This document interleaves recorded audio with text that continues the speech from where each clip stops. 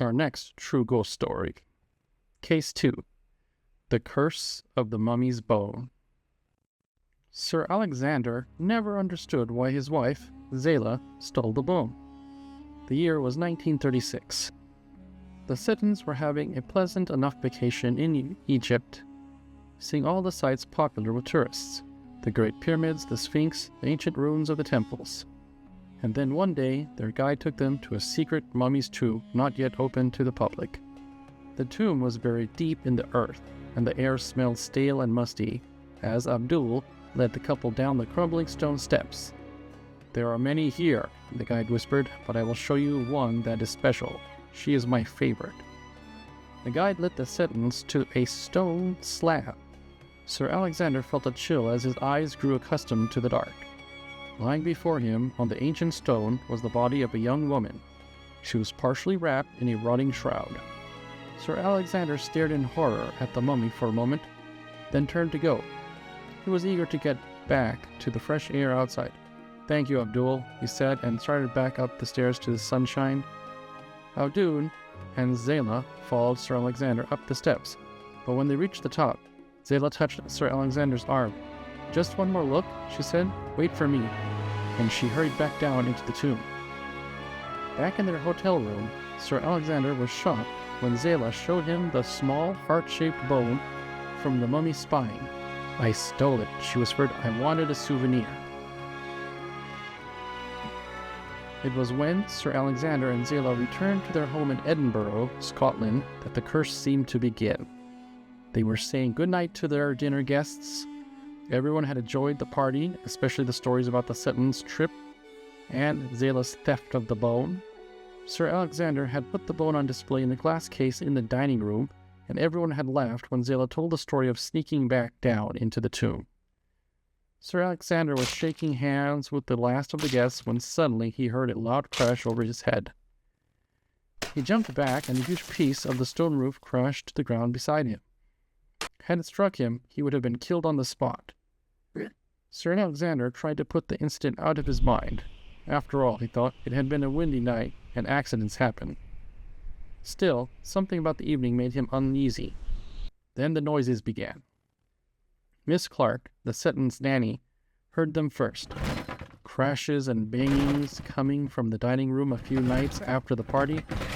Sir Alexander heard them too, and in the morning he found the table with the glass case overturned and the mummy's bone lying on the floor. It was getting harder to stay calm.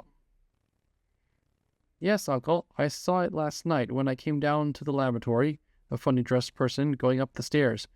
Who do you think it could have been?" Sir Alexander felt his heart begin to pound.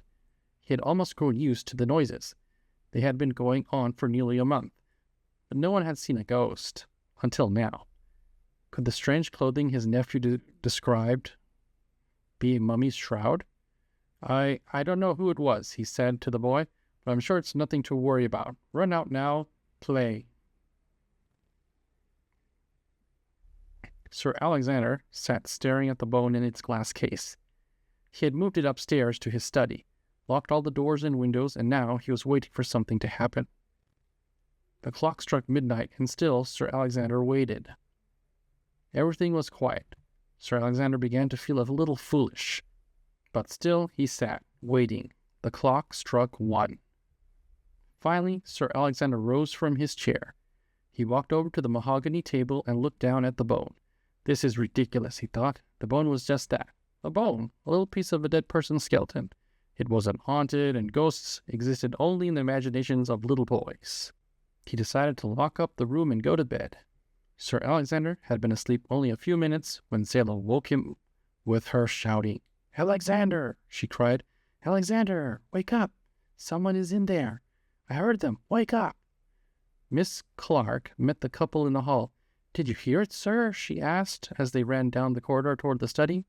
Her voice was trembling. "What is going on?"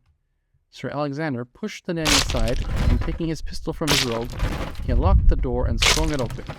The nanny screamed, and Zela clutched at her chest. Sir Alexander looked around the room in complete astonishment. The chair where he had sat to watch the bone was turned upside down. A heavy antique vase lay shattered on the carpet. Books were thrown everywhere. None of the furniture was where it had been when Sir Alexander left the room to go to bed. There was only one thing that had not been broken, upset or moved. In the center of the room, lit by the moonlight from the window, sat the mahogany table. On the table was the glass case, and inside the case, untouched, was the mummy's bow. After that, things got worse. No matter where Sir Alexander put the bone, it seemed to cause trouble. He moved it downstairs to the sitting room and came home to find the glassware shattered and the furniture overturned. He moved it back upstairs to the table in the study, and the table exploded, dumping the bone onto the floor.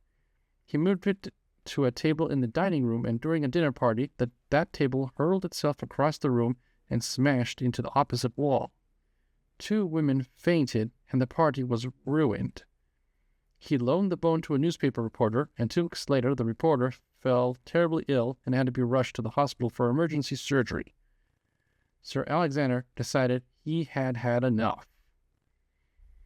The kitchen was deadly quiet as Sir Alexander stoked the fire. Miss Clark, the nanny, pulled her shawl tighter around her shoulders. Sir Alexander's uncle stood holding the bone in both hands. He closed his eyes, his thin lips moving in a silent prayer. Sir Alexander put down the poker and looked up at his uncle and Miss Clark. He wondered if Zela would ever forgive him for destroying her precious souvenir. "I am ready," he said softly. Sir Alexander's uncle knelt beside him and slid the little bone onto the hot coals of the kitchen fire. A thin circle of flames surrounded it. The bone began to smoke and then to burn with a dull red glow. No one seemed able to take their eyes away from the sight of the smoldering bone. They all watched until, finally, there was nothing left in the grate but ashes. Unfortunately for Sir Alexander, burning the bone did not mean freedom from its curse. Surprisingly, Zela didn't forgive him for destroying her souvenir, and the couple were divorced in 1939. Zela grew ill and died quite young after several years of poor health. Sir Alexander remarried twice but remained depressed and unhappy. He felt his life had been ruined, and to his dying day he blamed his troubles on one thing: the curse of the mummy's bow. This case received a great deal of publicity in the newspapers of the time.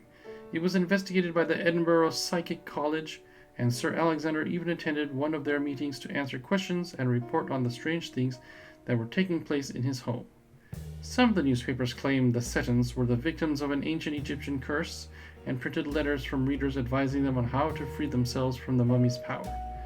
But no satisfactory scientific explanation has ever offered for the strange events that befell them after Zela stole the bow. If you like this story, please like and subscribe for more. If you like games, hey, subscribe anyway.